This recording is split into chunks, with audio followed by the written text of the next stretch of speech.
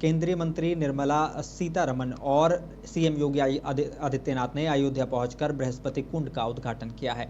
ये बृहस्पति कुंड उत्तर दक्षिण भारत दोनों का समावेश करने वाला ये दोनों संस्कृति का प्रतीक होगा। यहाँ दक्षिण भारतीय 3 महान कवियों संत त्यागराज, स्वामी अगल, पुरंदरदास और अरुणाचल कवि को स्थान दिया गया है। इस कुंड की साज सज्जा नगर निगम और अयोध्या प्रशासन ने की है। इससे पहले मुख्यमंत्री योगी आदित्यनाथ ने हनुमानगढ़ी में दर्शन पूजन किया है। इस अवसर पर श्रृंगी ऋषि पीठाधीश्वर महंत हेमंत दास महाराज ने मुख्यमंत्री को हनुमान जी महाराज की प्रतिमा और शॉल भेंट की है। पूजन के दौरान वातावरण भक्तिमय उठा और मुख्यमंत्री ने प्रदेश की खुशहाली, जनता के कल्याण और अयोध्या की समृद्धि की कामना की है।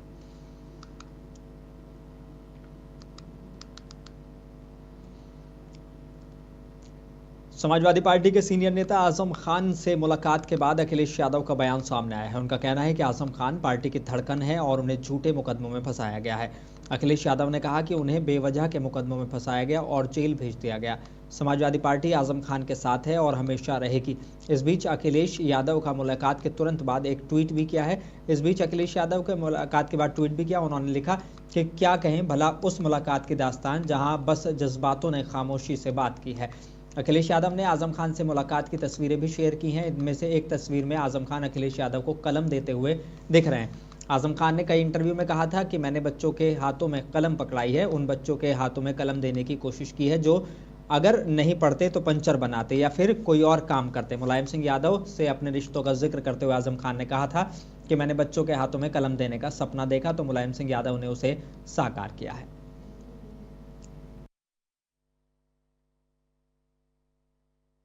मिलने में आया हूँ और मैं जेल मिलने नहीं पहुँच पाया था।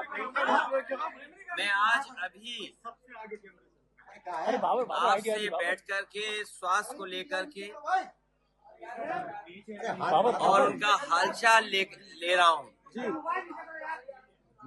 और आदरणीय आजम खान साहब वो बहुत पुराने नेता हैं। पुराने नेताओं की बात ही कुछ और है, पुराने लोगों की बात ही कुछ और होती है। ये हमारी पार्टी के दरख्त हैं, इतनी गहरी जड़ें और उतना ही गहरा उनका साया भी हम लोग साथ हमेशा रहा है। साथ ही अखिलेश यादव ने कहा कि आजम खान साहब पर जितने झूठे मुकदमे लगे हैं सब वापस होंगे।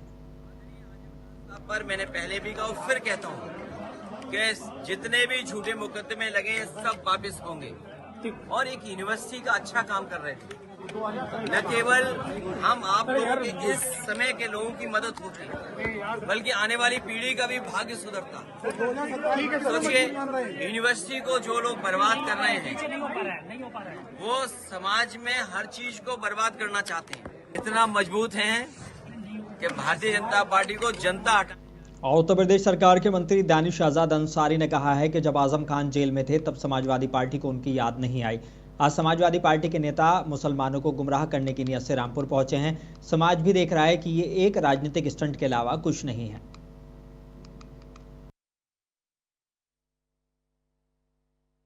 देखिए, एक कहावत मुझे याद आ रही है कि अगर प्यासे को पानी पिलाए नहीं बाद अमृत पिलाने का क्या फायदा। तो वही हाल समाजवादी पार्टी का भी है कि जब आजम खान साहब जेल में थे तब तो उनको उनकी याद आई नहीं। आज मुसलमानों को गुमराह करने की नीयत के साथ समाजवादी पार्टी के नेता रामपुर पहुंच रहे हैं। तो ये समाज भी देख रहा है कि केवल और केवल पॉलिटिकल स्टंट है, इसके अलावा और कुछ नहीं है। आज आप देखिए, लास्ट टाइम समाजवादी पार्टी के शीर्ष नेता कब मिले थे आजम खान साहब से? 2024 के लोकसभा चुनाव में मिले थे। तो केवल चुनाव के समय, वोट लेने के समय, मुसलमानों को गुमराह करने के समय इन्हें मुसलमानों की याद आती है। हमारे शिक्षा की, स्वास्थ्य की, सुरक्षा की, रोजगार की जब बात आती है तब समाजवादी पार्टी को मुसलमानों की याद नहीं आती। तो मुसलमान भी अब ये जान चुका है कि केवल मुसलमानों को गुमराह करने के नियत के साथ समाजवादी पार्टी तमाम बात कर रही है। मुसलमानों के हित की बात समाजवादी पार्टी के दिल में कभी नहीं रही है। तो इसी बयान और समाजवादी पार्टी के पूर्व सांसद डॉक्टर एसटी हसन का बयान सामने आया है। उन्होंने कहा कि आजम खान अगर उनके घर आते हैं तो वो दरवाजे तक नहीं बल्कि सड़क तक उनका स्वागत करेंगे। आजम खान को नाराज होने और सबको डांटने का हक है, लेकिन ऐन मौके पर टिकट काटने की कसक उनके दिल में है। अगर उन्हें पहले बता दिया जाता कि उन्हें कोई नाराजगी नहीं होती।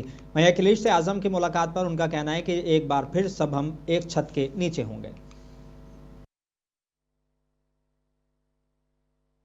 हमारे बहुत बड़े सीनियर नेता से मिलने आए, 23 महीने बाद वो घर आए हैं, उनकी मिजाज पुरसी करने आए हैं। और अखिलेश जी खुद एक बहुत बड़ी पार्टी के राष्ट्रीय अध्यक्ष हैं, जो हिंदुस्तान में जिसका मुकाम तीसरे नंबर पर है, और वो पार्टी बखूबी चला भी रहे हैं और बहुत बड़े नेता भी हैं। लेकिन जो मुलायम सिंह यादव जी ने उनको संस्कार दिए हैं और जो उनकी तहजीबें हैं, वो यही है कि अपने बुजुर्गों का सम्मान और अपने बुजुर्गों से मोहब्बत करना।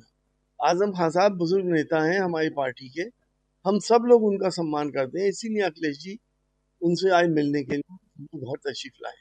आजम खान साहब कभी भी किसी दूसरे दल में नहीं जाएंगे, ये मेरा मानना है। समाजवादी पार्टी की बुनियादों में आजम खान साहब की बहुत बड़ी मेहनतें शामिल हैं। फाउंडर मेंबर है समाजवादी पार्टी के, और उन्होंने कभी भी समाजवादी पार्टी का बुरा नहीं चाहा। और मुजफ्फरनगर में आज दोपहर कल्की धाम के संस्थापक आचार्य प्रमोद कृष्णन मुजफ्फरनगर पहुंचे, जहां उन्होंने कौशल विकास मंत्री कपिल देव अग्रवाल के आवास पर आयोजित पत्रकार वार्ता में कई अहम मुद्दों पर अपने विचार रखे। आचार्य प्रमोद कृष्णन ने हाल ही में चर्चे में आए आई लव मोहम्मद विवाद पर प्रतिक्रिया देते हुए कहा कि पैगंबर मोहम्मद के नाम पर दंगा कराना उनकी शिक्षाओं के विपरीत है। उन्होंने कहा कि पैगंबर मोहम्मद साहब ने कभी भी हिंसा को उचित नहीं ठहराया। एक बार जब उन पर हमला हुआ तो वो लहूलुहान हो गए, तब भी उन्होंने अपने विरोधियों को न बद्दुआ दी और न ही बदला लिया। आचार्य ने कहा कि जहां मोहब्बत है वहां प्रदर्शन नहीं होना चाहिए, और जहां प्रदर्शन है वहां मोहब्बत नहीं हो सकती।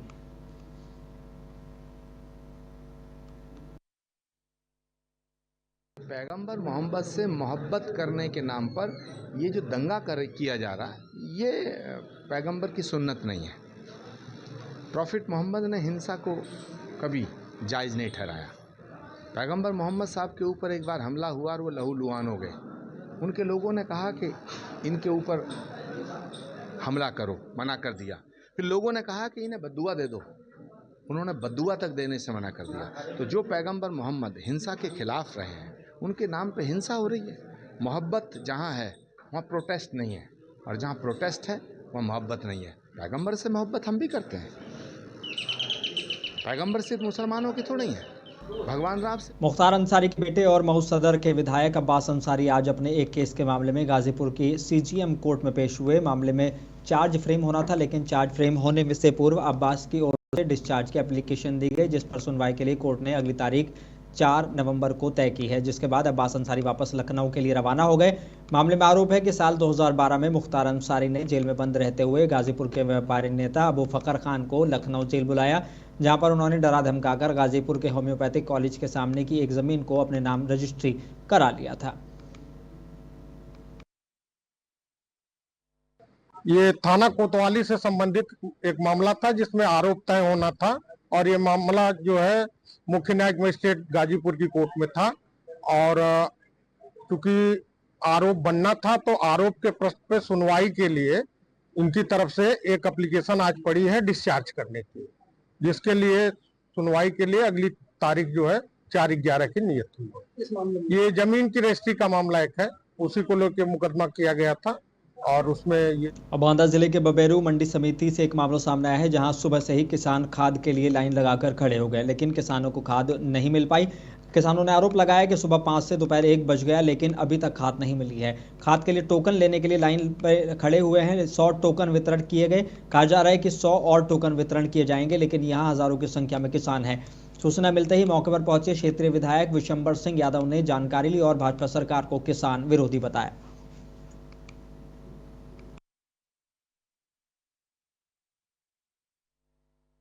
देखिए, ऐसा है, 400 बोरी डीएपी आई हुई है, एक टोकन पे 2 खाद दे रहे हैं, 200 टोकन बंटने हैं, 100 टोकन बंट गए, 100 और बांटना है। ये सरकार किसानों को परेशान कर रही है, जानबूझ कर खाद नहीं दे पा रही। और शराब चाहे जितनी खरीद लो, किसी भी दुकान से चाहे जितनी शराब खरीद लो, शराब से भरी हुई है दुकान, और किसान की जरूरत पे खाद नहीं दे पा रहे, जिससे किसान अच्छी फसल पैदा कर सके, अपने बेटी का ब्याह कर सके, और इस देश के को अन्न की आपूर्ति कर सके। जिससे सीतापुर में भारतीय जनता पार्टी के जिला अध्यक्ष राजेश शुक्ला द्वारा स्थानीय नेहरू हॉल में एक प्रेस वार्ता को संबोधित करते हुए कहा गया कि आज प्रधानमंत्री नरेंद्र मोदी के आह्वान पर आत्मनिर्भर भारत हो रहा है और स्वदेशी के मंत्र को अपना रहा है। स्वदेशी को अपना कर जहां हमारा देश अपनी मिट्टी की खुशबू को दुनिया में फैला रहा है, वहीं यहाँ का किसान और स्वदेशी नागरिक देश की मजबूत अर्थव्यवस्था में अपना योगदान कर रहा है।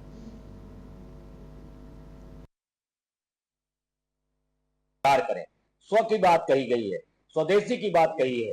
स्वदेशी का मतलब हम अपने आप को तैयार करें, मानसिक रूप से हम मजबूत हों कि हम स्वयं पर निर्भर हैं। और आज इसका उदाहरण पूरे भारतवर्ष में देखने को मिल रहा है। आज भारत दुनिया की चौथी अर्थव्यवस्था बन गई है और हम तीसरी की ओर अग्रसर हैं। प्रत्येक नागरिक भारत के, प्रत्येक हमारे आदरणीय जन से, आदरणीय यशस्वी प्रधानमंत्री महोदय जी ने ये प्रयास किया है।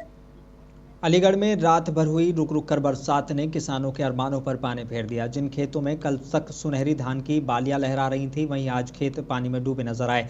तेज आंधी और बारिश ने न सिर्फ फसलों को तबाह किया है बल्कि किसानों के सपनों को भी तोड़ दिया है। जिन खेतों से खुशहाली की उम्मीद थी, वहां अब सिर्फ निराशा की नमी है। किसान उम्मीद लगाए हैं कि सरकार किसी राहत या मुआवजे का ऐलान करे ताकि उनके टूटे सपनों में फिर से कुछ रोशनी लौट सके।